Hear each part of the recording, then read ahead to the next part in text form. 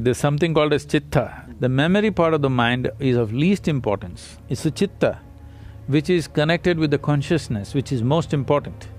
If you find a shape for your chitta, that shape will manifest always. There's a beautiful incident. You heard of Andrew Carnegie. When Andrew Carnegie started his enterprise, in a short span of time, he became so super successful and made so much money. People suspected, the US government suspected he's doing some malpractice. They set up a Senate investigation committee. So they questioned him in every way possible and they found nothing wrong with his business. Then they asked, how do you manage to make so much money and be so successful? So Andrew Carnegie said something very simple. See, I can keep my mind focused on something for 5 minutes at a stretch. 5 minutes.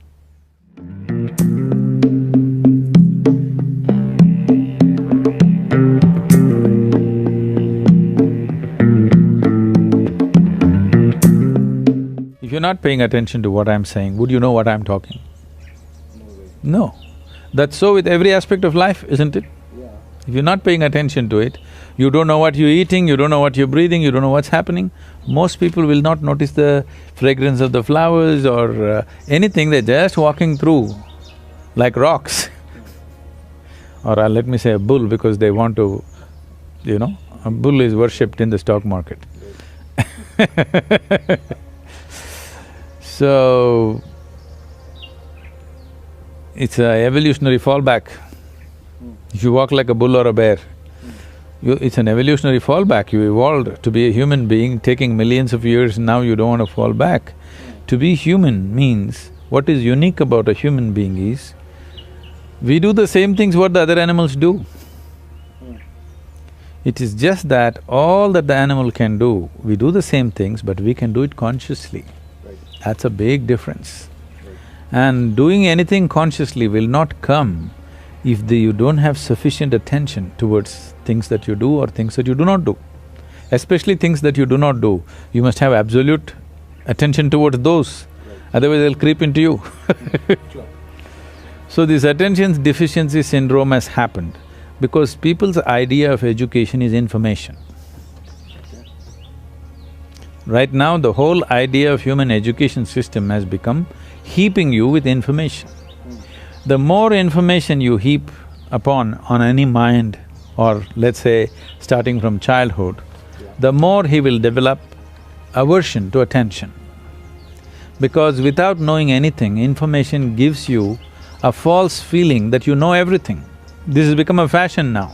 Today, if you're invited for a dinner party, you Google out information about the 100 billion galaxies, they've all been numbered and named and all that, okay? That 566 BZ, that galaxy, about that you know some information. You Google out, get these 2 sentences out and go to the dinner party. Whoever talks to you, they say, how are you? Hey, do you know about this galaxy which is a trillion light years away, which is a BB whatever, and you talk about it, everybody thinks you're smart. There's a whole problem with the world right now. We're considering information, we're mistaking information for intelligence. An entrepreneur or anybody who wants to navigate through any situation needs intelligence, not just information. Information may be useful on the side, but it is intelligence which will allow you to navigate through a particular situation in a unique way, not the way somebody else is doing. We are mistaking information for intelligence. Once you heap yourself with too much information, now attention is a serious problem. Once you have no attention, once you have no ability to hold your attention, you have lost your ability to access your intelligence also. You will just churn out the information from memory. There's a beautiful incident. You heard of Andrew Carnegie. When Andrew Carnegie started his enterprise, in a short span of time, he became so super successful and made so much money. At that time, okay, this is not the age of Google or Facebook or Twitter where in 2 years they become multi-billionaires and all. Those days, People had to set up manufacturing this and that and make money which would take decades or generations.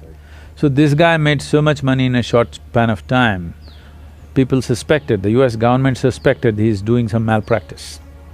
They set up a Senate investigation committee. So they questioned him in every way possible and they found nothing wrong with his business. Then they asked, how do you manage to make so much money and be so successful? So Andrew Carnegie said something very simple.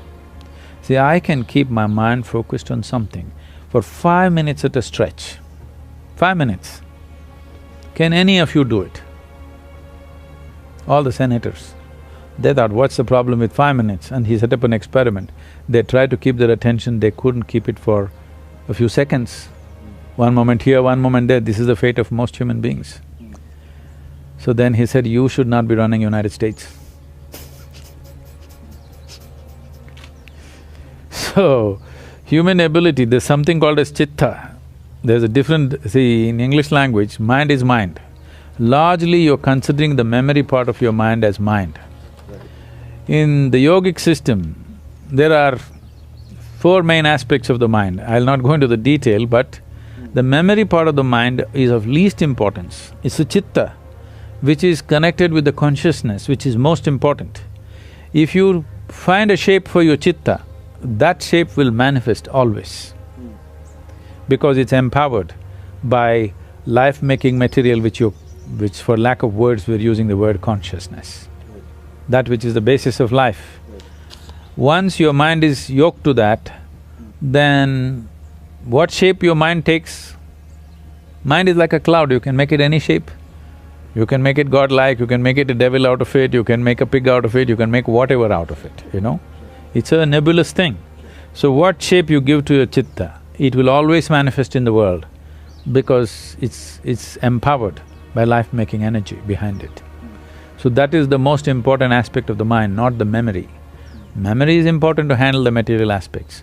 After all, an entrepreneur may be just trying to handle material, it's fine, but I would like an entrepreneur's life to become an exciting adventure, where his process of exploring new possibilities become truly new possibilities in his experience, not just economic possibilities. And that possibility is there in an entrepreneur's life, that he can turn his entrepreneurship into a spiritual possibility and a spiritual growth, or growth of the being itself, which I feel everybody should explore. That's why we're trying to bring a spiritual element. Success will come easy more than anything, because success will come easy not because of any magic, simply because you function at your full potential. With more information means something that is not yours, you attach it to your memory and identify yourself with it. The more you do that, the less effective you become. But right now, our whole idea of education is information, and there is internet. A 12-year-old child knows what is the name of the galaxy up there, a trillion light years away, which is not good for him. Because this is not knowledge, this is not of any usefulness, this is only for boastfulness. And above all, it'll take away your ability to pay attention, because the basis of attention is you realize that you do not know even a speck in the universe properly. In its entirety, you do not even know an atom. That's why you can pay attention. If you think, I know this, you cannot pay attention.